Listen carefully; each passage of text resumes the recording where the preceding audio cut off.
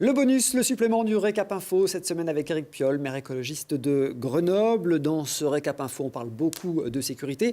On va maintenant parler un peu de politique. On est déjà sur la deuxième partie du mandat. Quel bilan, d'abord, vous faites de cette première partie? Ça s'est passé comme vous vouliez ou vous avez le sentiment que les choses mettent du temps à s'installer?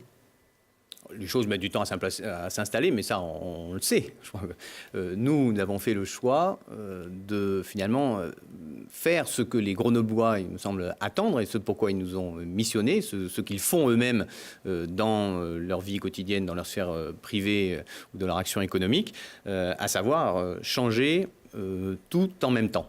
Voilà. Donc c'est vrai que beaucoup de gens nous ont dit, et notamment plein de maires à l'extérieur, non, ça il faut prendre les sujets un par un, parce que sinon, prendre les mécontentements un par un et les résistances au changement un par un. Nous n'avons pas fait ce choix-là, parce qu'il me semble important, en fait, de cultiver une habitude de gestion du changement. Mais du coup, ça secoue un peu. Du coup, évidemment, ça secoue un peu, mais je crois que la ville de Grenoble, ses habitants, finalement, changent, prennent l'habitude de changer et se dire, finalement, voilà, la nouvelle solution, c'est pas si pire, c'est même plutôt sympa, et on gagne en confiance. Je crois que nous avons un monde très angoissé parce qu'il ne change pas assez vite et on lui jette des injonctions de changement. Ce décalage-là, avec les plans à 2030, à 2050, et puis à chaque fois on réévalue les objectifs parce qu'on n'a pas fait le taf jusqu'à présent, c'est très angoissant. Donc là, effectivement, on change sur les mobilités, on change sur la santé environnementale, on change sur les solidarités, on change sur le logement, on change dans la démocratie et la vie publique, le non-cumul des mandats, les baisses d'indemnités, mais aussi la participation des citoyens. Mais pour voir les effets de ces changements, il va falloir impérativement un deuxième mandat. 6 ans, c'est insuffisant pour voir les effets du travail accompli. Ça, c'est la question qui est posée à tous les hommes politiques professionnels. C'est pas mon cas et c'est pas ma logique.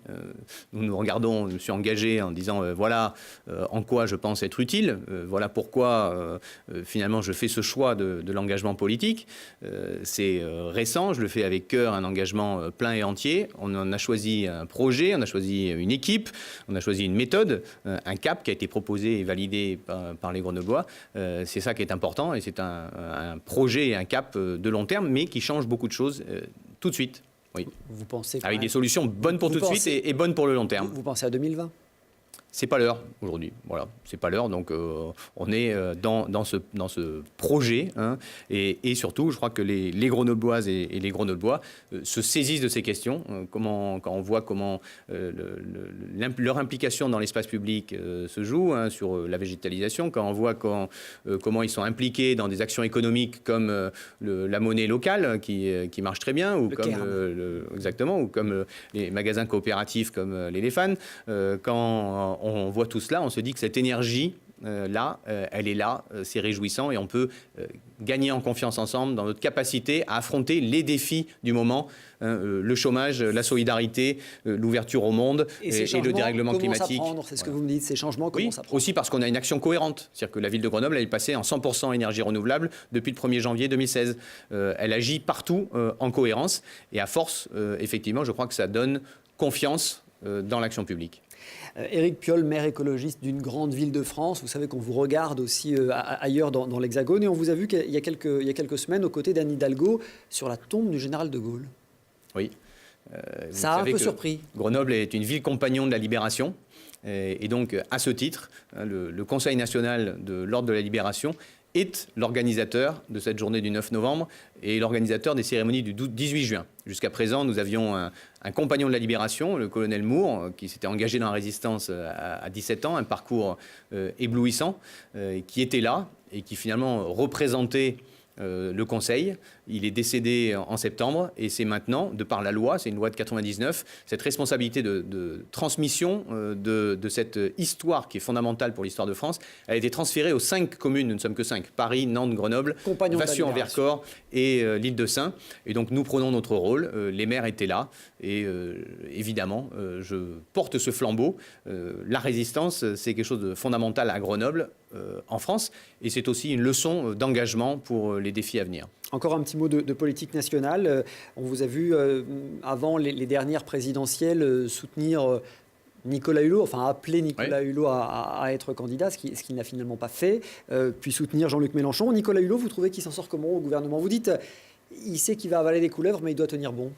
Oui, c'est effectivement, il a fait le choix de se dire, alors qu'il critiquait fortement Macron et encore dans entre-deux tours, de se dire, bon, ma responsabilité, c'est d'y aller, sinon l'écologie va complètement disparaître, parce que ce n'est pas l'ADN de cette équipe, ce n'est pas l'ADN d'Emmanuel Macron, ce n'est pas leur culture.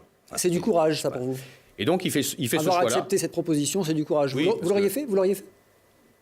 Moi, la question ne se pose pas, donc je ne vais pas réfléchir à toutes les situations qui pourraient m'arriver et comment je pourrais y réagir. La question ne se pose pas. Si vous aviez été en mesure d'être le seul à défendre l'écologie au gouvernement. Je ne fais pas de la politique fiction. Donc il fait ce choix-là et il l'a fait en se disant, voilà, j'essaye de mettre la France sur des rails irréversibles sur quelques sujets forts.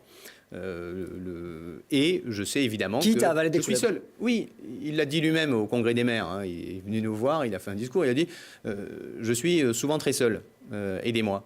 Donc effectivement, il a besoin de soutien et on sait qu'il perd des arbitrages, mais on sait aussi qu'il fait voter par la droite et par toute cette alliance ultralibérale des choses que jamais il n'aurait voté parce que ça n'existe pas dans leur radar.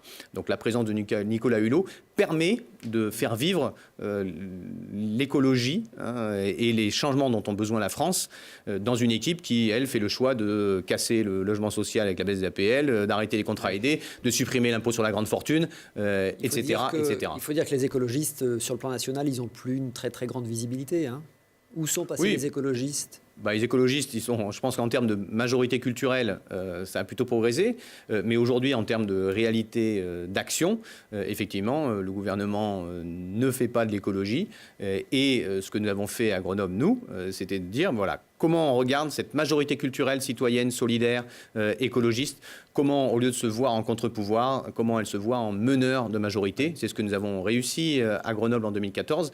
Le chantier, c'est celui-là. Hein, cet espace politique, il pouvait gagner la présidentielle s'il était uni. Il s'est éparpillé, il a été balayé. Et évidemment, après, il ne faut pas s'étonner que ce soit une politique ultralibérale et non environnementaliste qui soit mise en œuvre. Il ne reste finalement plus que Grenoble pour être la vraie vitrine de l'écologie politique? Non, parce qu'il se passe plein de choses dans plein d'endroits. Hein. Dans les villes espagnoles, en Amérique du Sud, à Valparaiso, où il y a aussi un maire citoyen qui a été élu, à Montréal. Et en France, les sujets, ils sont là. Après, la réalité politique, il faut qu'elle se concrétise. Cet espace, il peut mener le pays, mais il a besoin pour ça de partager une envie d'exercer le pouvoir.